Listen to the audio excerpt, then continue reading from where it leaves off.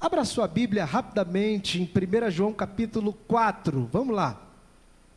1 João capítulo 4 é o texto que eu quero ler com vocês aqui nessa noite, tentando ampliar, Os jovens terão visões. Então a minha proposta hoje é ampliar a sua visão hoje do Evangelho. É uma visão que eu digo que quem tem essa visão do que eu vou anunciar nessa noite, sua vida nunca mais será a mesma. Quem crê comigo? Teve um pastor que encontrou um comunista. Eu acho engraçado essa história, que o comunista olhou para o pastor na rua e viu um mendigo sentado no chão ali. Aí o comunista olhou e disse: olha aí, pastor, tá vendo? O comunismo vai colocar um terno novo nesse homem. Aí o pastor olhou para ele e falou: o comunismo vai colocar um terno novo no homem? E o evangelho vai colocar um homem novo dentro do terno. Porque a proposta do evangelho não é a religião. A proposta do evangelho não é mudar a sua capa, mudar a sua aparência apenas. A proposta do evangelho é fazer uma mudança de transplante da tua alma, do teu coração, do teu ser, mudar a sua maneira de enxergar a vida. Então essa é a proposta do evangelho. Quem encontrou, diga amém. Põe os seus olhos no verso de número 13, vamos ler do 13 ao verso de número... Vamos lendo. Vamos lá, verso 13. Nisto, reconhecemos que permanecemos nele e ele em nós. Ele nos deu o seu Espírito, e nós contemplamos e testemunhamos que o Pai enviou o seu Filho como Salvador do mundo. Aquele que confessa que Jesus é o Filho de Deus, Deus permanece nele e ele em Deus. E nós temos reconhecido o amor de Deus por nós, e nele cremos. Deus é aquele que permanece em Deus e Deus permanece nele. Nisto conhecemos a perfeição em nós, que tenhamos plena confiança no dia do julgamento, porque tal como ele é, também somos nós neste mundo. Não há temor ao contrário, o perfeito lança fora todo o medo, ou todo o temor. Vamos ficar até aqui?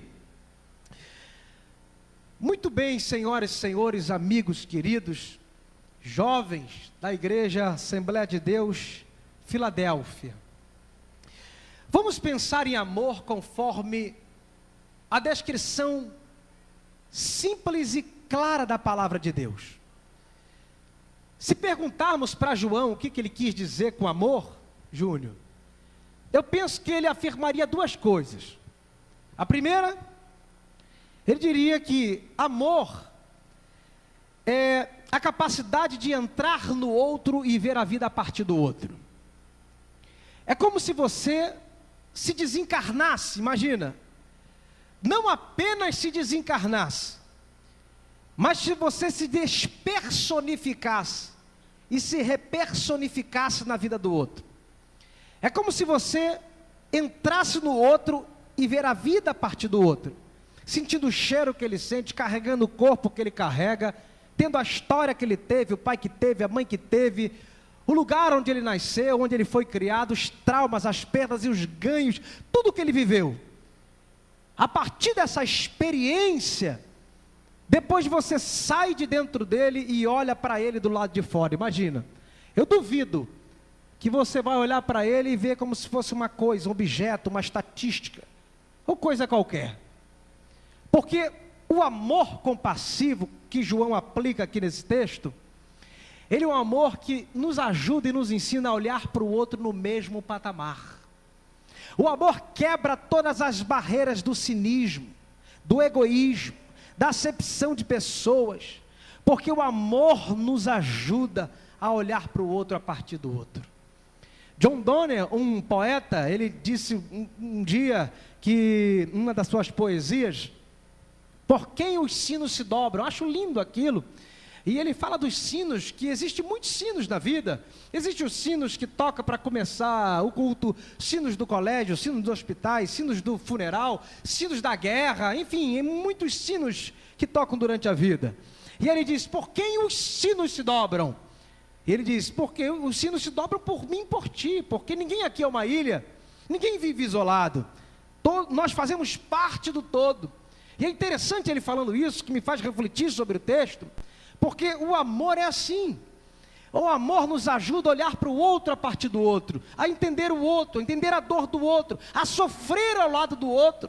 A morte de um homem me diminui, a perda de um amigo me faz sofrer, porque o Evangelho me ajuda a se alegrar com os que se alegram e a chorar com os que choram. Então, primeiro ponto dessa mensagem é que o amor compassivo me ajuda a olhar para o outro a partir do outro. Segundo ponto, é que esse amor me ajuda a desejar para o meu próximo o melhor para ele, aquilo que eu gostaria de ter para mim mesmo.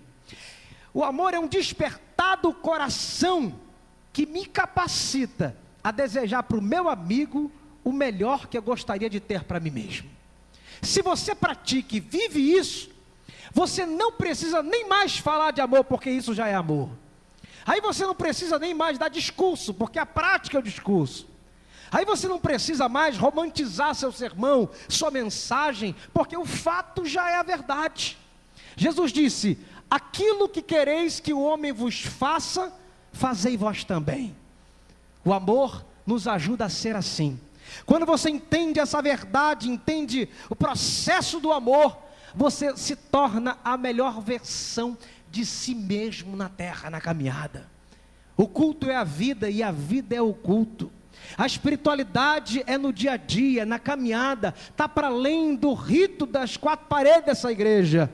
O culto é nas relações humanas. Por isso que Jesus Cristo disse, tive fome, me deste comer, tive sede, me deste beber, tive preso, me visitaste, tive nu e me vestiste. Aí vão dizer, quando, Senhor? E ele vai dizer, quando tu fizeste a um dos meus pequeninos, tu fizeste a mim. Esse é o verdadeiro culto a Deus. Quem ama o próximo, ama a Deus. É assim que queremos viver o Evangelho. Então, o maravilhoso nisso tudo é que quem nos escreve isso não é um teólogo, é um homem simples da Galileia, que vivia ali num lago de 12 quilômetros por 20, que não tinha doutorado, não tinha teologia, não tinha filosofia. Ele simplesmente encontrou Jesus.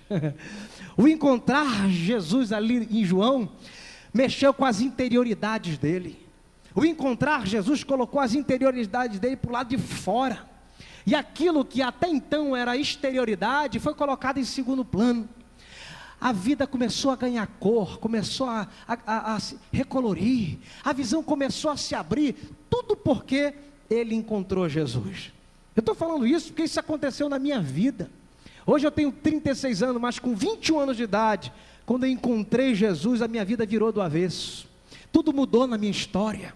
E eu não encontrei com a religião, não encontrei com a teologia, eu encontrei com Jesus Cristo de Nazaré, caminho, verdade e vida.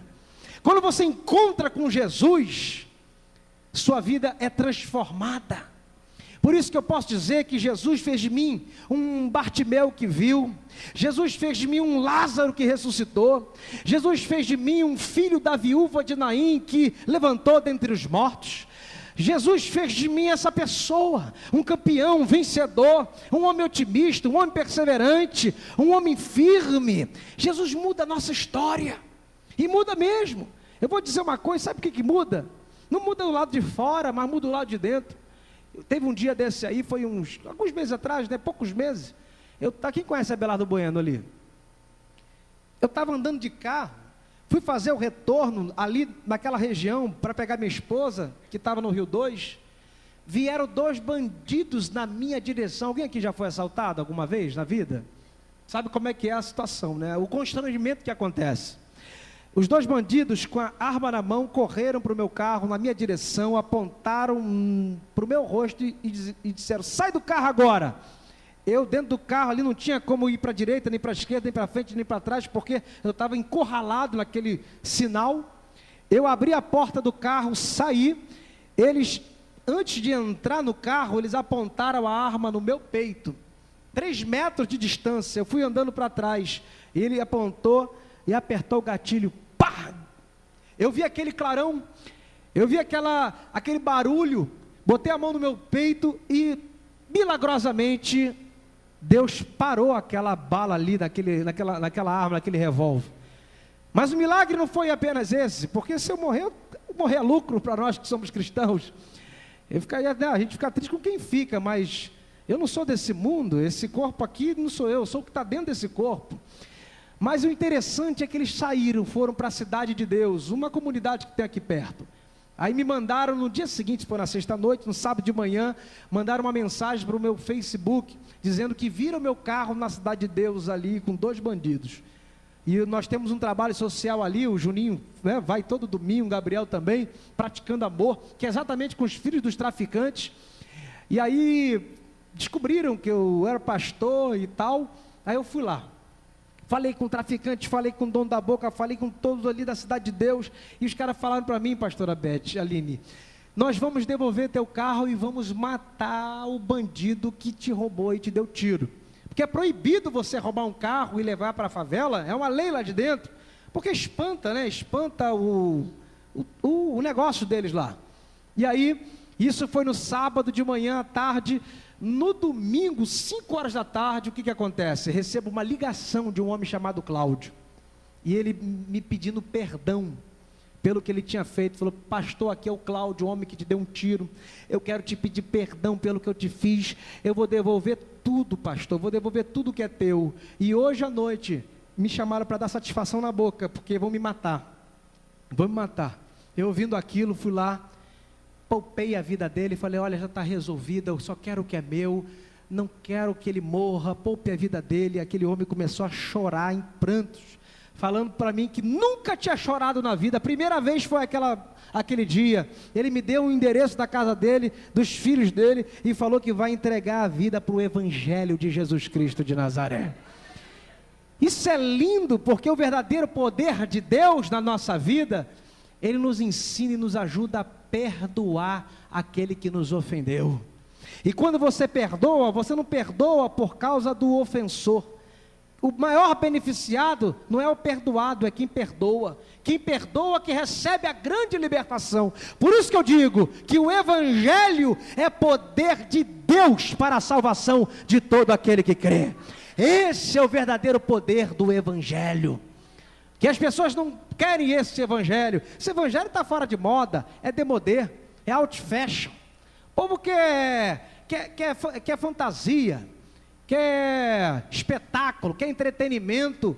Em nome de Jesus Cristo, eu vou até a morte pregando o Evangelho do perdão de Deus sobre as nossas vidas, que é isso que traz paz em nosso coração, independente do que fizeram hoje. Eu não sei qual é a tua angústia, eu não sei quais são os seus sofrimentos hoje aqui, mas eu estou pregando na autoridade do Espírito Santo de Deus, que você receba este poder para poder perdoar, poder para caminhar em paz, porque reino de Deus é paz, justiça e alegria no Espírito Santo.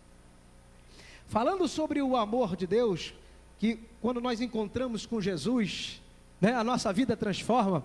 Eu quero destacar também aqui, que esse amor não é uma energia fria, como muitos pensam, né? Não dá para cultuar a Deus de olhos fechados. A gente até fecha os olhos e levanta as mãos, mas o culto está para além disso. O amor está para além disso. Ninguém ama a Deus de olhos fechados. Você só ama a Deus de olhos abertos, olhando para o teu próximo e ajudando o necessitado. Aqui é um momento de concentração, mas amar a Deus e conhecer esse amor está para além disso aqui. Então, eu quero que você entenda que o Evangelho que nos ensina a amar a Deus não se restringe a uma energia fria, a um relacionamento piegas, apenas de emocionalismo, de sensação, de pulos e de risos. Está para além disso. O amor de Deus é prático, porque não adianta eu aqui com minha ortodoxia bonita, eloquente, um vernáculo polido, se a minha ortopraxia nega tudo aquilo que eu pregar para você. Eu não estou falando aqui de religião não, eu estou falando aqui de amor prático, porque desviado do reino de Deus é aquele que carrega ódio e amargura no coração, é aquele que desama. Esse é o verdadeiro desviado. Por isso que nem todos que dizem Senhor, Senhor entrarão no reino dos céus. Eu quero que você aprenda esse amor prático, essa ortopraxia, porque se eu prego e não vivo o que eu prego, eu vivo uma forma de ateísmo prático que desbanca toda a minha confissão verbalizada e teológica. Eu vou para o inferno pensando que vou para o céu. Entenda isso. Então o amor, eu anotei aqui, ele não é uma energia fria, ele é prático. Porque Jesus Cristo disse que os discípulos serão conhecidos por quê? Quem sabe? Por amarem uns aos outros. Então é um acordo de amor em favor da vida humana, que vai revelar que você e eu somos os verdadeiros filhos de Deus. Paulo, escrevendo aos Romanos, ele vai dizer que a fé atua pelo amor. Ele escreve aos Coríntios também dizendo que sem amor nada serve. Sem amor, dons não servem de nada. Sem amor, dons de línguas é sino que tine. Sem amor, dons de profecia se torna necromância. Sem amor, dons de milagres vira charlatanismo. Sem amor, dons de cura vira sensacionalismo. Sem amor, tradição vira tradicionalismo, teologia vira dogmatismo, evangelização vira proselitismo. E contextualizando aqui Aristóteles, eu diria o seguinte, que o amor é o motor que move tudo e por nada é movido. Só ele é a esperança para a humanidade. Só o amor de Deus derramado em nossos corações é capaz de transformar a nossa sociedade. Eu sei que muitos estão colocando esperança no Bolsonaro, em Paulo Guedes, ali no Moro, como ministro da Justiça. Eu sei que há uma esperança no coração do brasileiro hoje em dia, mas eu vou te dizer uma coisa, tudo isso é paliativo, se não for o amor de Deus derramado no coração do homem, para transformar o caráter e a vida dele de uma vez por todas. Porque o problema está na raiz, o problema está na raiz, e eu quero despertar vocês hoje aqui, para amar a Deus em primeiro lugar. Porque quando você coloca o seu amor a Deus em primeiro lugar, você é amado por Ele. Aí eu lembro daquela oração da muçulmana que se converteu ao cristianismo, e ela disse: Senhor, se eu estiver te servindo por causa do céu, não me deixe entrar nele. Aí ela disse: Senhor, se eu estiver te servindo com medo do inferno, me queima no inferno. Depois ela disse: Senhor, se eu estiver te servindo por amor, não me rejeite a bênção da tua presença, porque essa é a verdadeira bênção, é a presença dEle. Aí quando você tem a presença dEle, você crê na presença dEle, é amado por Ele e o ama, você tem a fé de Sadraque, Mesaque e Abidnego, de chegar diante da fornalha de fogo acesa 7 vezes mais. Aí você vai dizer: Senhor, se o Senhor quiser me livrar dessa fornalha, o Senhor pode me livrar, mas se o Senhor não quiser me livrar, eu vou assar no fogo, mas não vou adorar outro Deus, porque só Tu és o Deus da minha vida.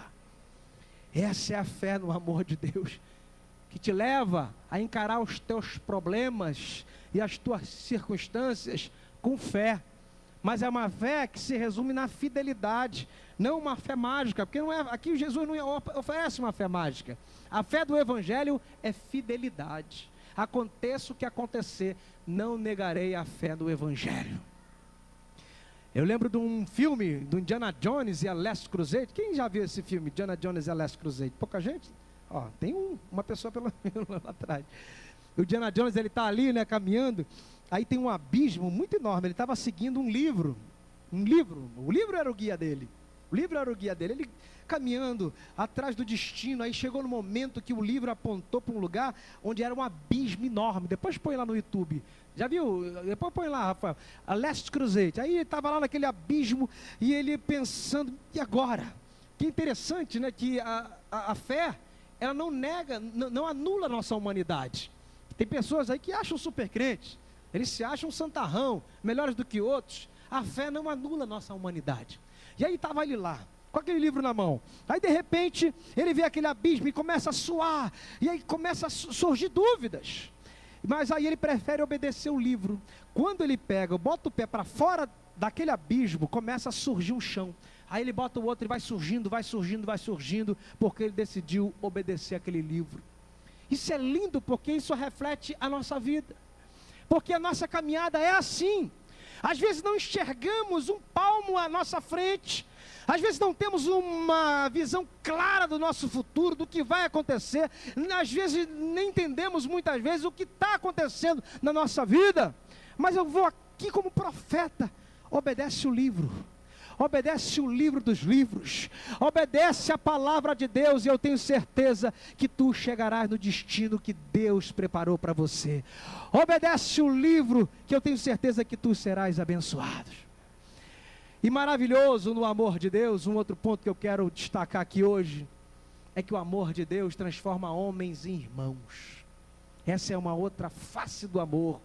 Porque no mundo os homens são coisas, né?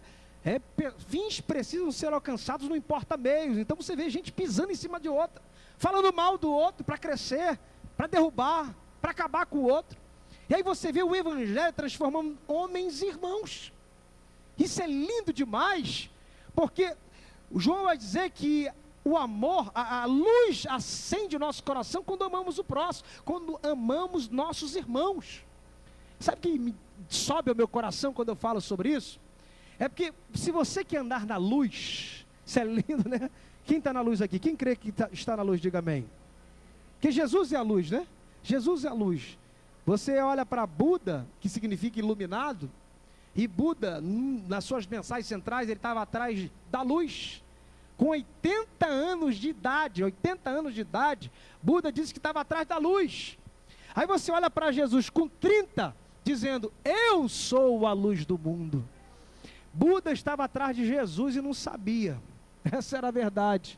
Então, porque Jesus nos ensina a amar o nosso próximo. Então, quando você ama, você está na luz. Isso é maravilhoso, o discernimento disso, porque tem pessoas que acham que estar na igreja é que está na luz. Não é estar na igreja que é estar na luz, na instituição, é estar no amor. Porque João vai dizer que quem está na luz está em Deus, quem não está no amor está em trevas. Então quem ama está na luz e quem não ama está em trevas. Entenda isso, que se você ama, você está na luz. Porque nem todos que dizem Senhor, Senhor, entrarão no reino dos céus. Só o amor. Porque se eu estou aqui, eu posso ser pastor, posso ser bispo, posso ser apóstolo, posso ser profeta, posso ser o que for. Se não tiver o amor no meu coração, a minha luz vai estar apagada diante de Deus. Porque é o amor que ilumina o nosso coração para enxergar a vida como Deus enxerga. E é isso que nós temos que prestar atenção. E é isso que nós queremos viver, é o amor de Deus. Interessante também que o amor, segundo o texto que nós lemos, ele atrai o céu para dentro de nós. Isso é lindo quando ele fala no capítulo 3, no verso 14, que o amor, ele atrai a eternidade. A eternidade na teologia muitas vezes é uma coisa depois da outra. Quando eu morrer eu vou para a eternidade. E você vai ver em 1 João que a eternidade é algo para hoje, é para agora. Olha que coisa maravilhosa, a eternidade não é uma coisa para depois, é para hoje. A eternidade me penetra, não é uma realidade que vai acontecer, já está acontecendo. A eternidade, ela não me tira do tempo, ela me engravida, o amor me engravida da eternidade. Sabe por quê? No texto, no capítulo 3, no verso 14, vai dizer o seguinte, que nós já passamos da morte para a vida. Olha que coisa linda. Já passamos, olha só, nós sabemos que passamos da morte para a vida, porque amamos os irmãos. Quando amamos os irmãos, já passamos. Aí eu entendo Paulo, pastor Júnior, quando ele diz que nem a vida, nem a morte, nem anjo, nem principado, nem potestade, nem ninguém, nem nada nos separará do amor de Deus que está em Cristo Jesus. Porque o amor de Jesus em nós nos atravessa para a eternidade. Você não tem que ter medo de perder nada agora. Se você ama, você está vivendo o princípio da eternidade. A eternidade é esse estado de espírito que te leva a contemplar a salvação de Deus realizada em Cristo Jesus na sua vida. Então não tenha medo, não tenha medo, viva o evangelho de paz, viva essa paz, que é a maior recompensa para aqueles que caminho ao lado do Senhor é exatamente ter um dia conhecido esse amor. Quem concorda comigo que a maior recompensa é conhecer o amor de Deus? Quando conhecemos o amor de Deus, ele nos surpreende. Você sabia disso? Quando conhecemos o amor de Deus me surpreende. Eu lembro de uma história de 3 árvores que estavam em pé, ali no monte, né? Imagina, as 3 árvores estavam em pé. Aí uma olhou para a outra e disse: olha, sabe o que eu quero ser? Eu quero ser um grande tesouro, um baú de tesouro, porque eu quero carregar os maiores tesouros dessa terra. Falando para a segunda árvore, né? Aí a outra árvore catucou a outra e disse: você quer ser um baú de tesouro? Você quer ser um baú para carregar os tesouros? E eu quero ser um navio, porque o meu interesse é carregar reis, príncipes e princesas. Aí a terceira árvore, ela disse: eu quero ficar aqui em pé, porque quando passar as pessoas, elas possam olhar para mim e lembrar de Deus. Então a primeira quis ser um baú, a segunda quis ser um navio, e a terceira quis ficar ali em pé, para quando as pessoas passassem, lembrassem de Deus. Aí de repente veio um homem lá com o machado na mão, pega na primeira árvore, corta a primeira árvore. Cortou na primeira árvore, e ela pega aquela primeira árvore e faz da primeira árvore um coxo bem pequeno. Aí depois vem o segundo homem, vem para cortar aquela segunda árvore, corta na raiz da segunda árvore. Imagina, aquela árvore que queria ser um grande navio, virou apenas um barquinho para carregar peixes e pescadores. A terceira árvore que estava ali, que queria ficar em pé, para quando as pessoas lembrassem de Deus, foi cortada e colocada como viga debaixo de um poço. Aí de repente elas ficaram olhando uma para a outra, dizendo: mas o que agora? Porque isso teve que acontecer comigo, não estou entendendo, não estou discernindo. Nós queríamos ser isso e fomos aqui, e sonhamos, tivemos projetos e não alcançamos os nossos projetos. Depois do tempo foi passando, anos foi passando, mais adiante, depois daquela história toda, aconteceu que um dia uma mulher, ela teve um filho, teve que gerar um filho, e aquele filho daquela mulher foi colocada em cima de um coxo, daquele coxo. E interessante que aquela árvore que queria ser um baú para carregar tesouro, ela percebeu que estava carregando o maior tesouro do mundo. A segunda árvore que queria ser um navio grande para carregar reis e princesa, virou um barquinho para carregar peixe. E teve um dia que aquele barquinho estava caminhando no lago, e veio uma tempestade enorme, uma chuva horrível, para balançar aquele barco, e tinha um homem que estava dormindo naquele barco, e de repente aquele homem acorda, levanta, olha para a tempestade, e manda aquietar aquela tempestade, e aquela tempestade para, e aquele barquinho que queria ser um grande navio, reconhece ali, diante daquela situação, que estava carregando o Rei dos Reis, o Senhor dos Senhores. A terceira árvore que queria ser ali, ficar em pé, para que as pessoas passassem, lembrassem de Deus, ela simplesmente foi colocada em vigas, e aquelas vigas foram trazidas, e pregaram um homem naquelas vigas, numa sexta-feira, e aí ela ficou inicialmente triste, porque ela não queria ser objeto de sacrifício, mas chegou no domingo, no terceiro dia, aquele homem saiu daquela cruz, e as pessoas quando olhavam para aquela cruz, lembravam de Deus o tempo todo. E é lindo demais saber dessa história, porque aquelas árvores estavam sonhando em ser algo para a vida delas, mas de repente descobriram que o que Deus tinha para elas era algo muito maior do que elas estavam imaginando. Eu estou contando essa história porque quem ama a Deus e é amado por Deus, Deus sempre nos surpreende. Eu digo isso que quando eu me converti, eu falei: Deus, eu quero colocar o teu nome no lugar mais alto dessa terra, eu quero te exaltar no lugar mais alto. E hoje eu tenho 36 anos, um programa na televisão que passa no Brasil todo, na Boas Novas, passa na Rede Gênesis, 20 milhões de pessoas diariamente me assistem 1 hora por dia, eu exaltando a Deus. Hoje eu prego no Brasil todo, fora do Brasil, convite para a Europa, para os Estados Unidos, eu sou uma referência na minha geração, tudo porque um dia eu me entreguei de verdade para o amor de Deus. Porque Deus nos surpreende. Eu imaginei que uma coisa ia acontecer comigo, está acontecendo algo muito maior do que eu tenho imaginado, porque o amor de Deus, Ele nos surpreende. Eu quero que em nome de Jesus, você confie nessa palavra, no que eu estou te dizendo. que você acredite nesse evangelho que eu estou pregando. Eu não sei quais são as suas angústias, as dúvidas do seu coração. Eu não sei quais são as suas perguntas que não têm resposta.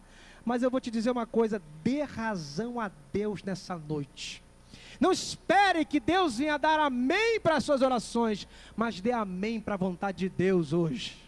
Diga amém para a vontade de Deus hoje na sua vida. Dê razão a Deus. Se Deus mandar você sentar, não procura nem cadeira, cai no chão e senta e obedece, porque a vontade de Deus é boa, perfeita e agradável. É boa, perfeita e agradável. Eu não sei, eu já finalizando aqui, eu não sei o que está impedindo de você romper em fé. Mas eu vou contar uma história e eu quero que você aprenda com essa história e eu já finalizo a minha mensagem. De um homem, de um sábio, que ele estava com o seu discípulo caminhando, ensinando a ele. Eles tiveram sede, muita sede, pararam numa casinha bem pequenininha, onde tinha um casal de velhinho ali, um homem na rede e a senhora. Eles entraram ali para pedir água. Quando chegaram ali, a mulher deu um leite para ele e ela começou a contar a história. Imagina isso. Começou a contar aquela história dizendo que o único meio de sobrevivência é aquela vaquinha que estava ali, que dava leite, e com leite depois ela vendia e ganhava o dinheirinho dela. E aí eles foram embora e foram para casa. E no meio do caminho, o sábio disse, olha, para o discípulo, disse, olha, vai lá, volta lá naquela casa, pega a vaquinha. O discípulo olhou e disse, mas se a gente pegar a vaquinha deles, eles vão perder o ganha-pão? Aí o discípulo olhou para o sábio e falou, não, se ele está pedindo, ele sabe mais do que eu. E ele foi lá, pegou a vaquinha, trouxe. O sábio mandou jogar aquela vaquinha no precipício. Ele jogou a vaquinha no precipício e a vaquinha morreu. E desesperado, o garoto desesperado, mas por quê? O sábio mandou jogar a vaquinha no precipício e eles vão perder o ganha-pão, eles vão morrer, aqueles velhinhos. O velhinho, o marido estava na rede e ela ali, aquela casinha pequenininha, já não tinha quase nada. Sem a vaquinha, vai perder tudo. Aí o discípulo ali, preocupado com aquilo, o que ele fez? Assentou no coração o seguinte, eu vou largar esse sábio e vou trabalhar durante 6 anos para poder conseguir um dinheiro para devolver para aquele casal. Ele trabalhou, juntou o dinheiro, voltou. Quando chegou lá, tinha uma mansão enorme. Um terreno grande, enorme naquele lugar. E aí ele bateu na porta e deve ter imaginado, peraí, nós jogamos fora o ganha-pão daquela família, eles provavelmente foram expulsos. Aí bate o caseiro, e o discípulo diz, olha, Dona Maria está? João está? Aí o caseiro abriu a porta e falou, vamos lá para dentro. Eles entraram, passaram por várias casas, tinha uma mansão lá no final. Aquele discípulo entrou, olhou tudo aquilo, ficou impressionado. Quem abriu a porta da mansão era a Dona Maria que estava ali. E aí ele, preocupado, não entendendo nada, Dona Maria chegou e disse, pô, que bom que você chegou, que notícia boa, pode entrar, senta aqui. Aí começaram a tomar um café gostoso, e aí ela começou a contar a história, olha, meninos, quando vocês estiveram aqui, há 6 anos atrás, vocês trouxeram, aconteceu uma coisa interessante, porque a nossa única vaquinha, que nos abençoava com leite, de repente ela fugiu. Eu não sei porquê, quando vocês foram embora, ela fugiu. E aí meu marido foi procurar, quando foi ver, ela estava num abismo, morta. Ele pegou os restos daquela vaquinha, a pele, pegou os ossos e vendeu tudo. E comprou uma semente de milho. Aquele dinheiro da semente de milho, ele começou a plantar no nosso quintal, começou a crescer milho, e a gente começou a vender, e começou a desenvolver, e aí começamos a comprar o terreno do lado, e fazer milho, e também começou a crescer, e a gente começou a ganhar dinheiro com aquilo. E aí ele olhando, falou, meu Deus, ele entendendo tudo. E aí ele ficou perguntando, então eu entendi o que precisava acontecer naquela família para que ela pudesse romper. A minha pergunta hoje para você, finalizando aqui, é: qual é a vaquinha que você tem que empurrar hoje no precipício para que você possa romper na presença de Deus? Olha para dentro de você, porque às vezes a vaquinha pode ser a tua zona de conforto. Você está aí, de repente não está desenvolvendo, não está crescendo, está paralisado, está estagnado, porque tem uma vaquinha que você não quer empurrar ela da tua vida. E aí você está nessa zona de conforto e não cresce. E às vezes você pergunta, mas por que as coisas estão assim, Senhor? Às vezes tem decisões que a gente precisa tomar na nossa vida, para que a gente precisa romper no reino de Deus.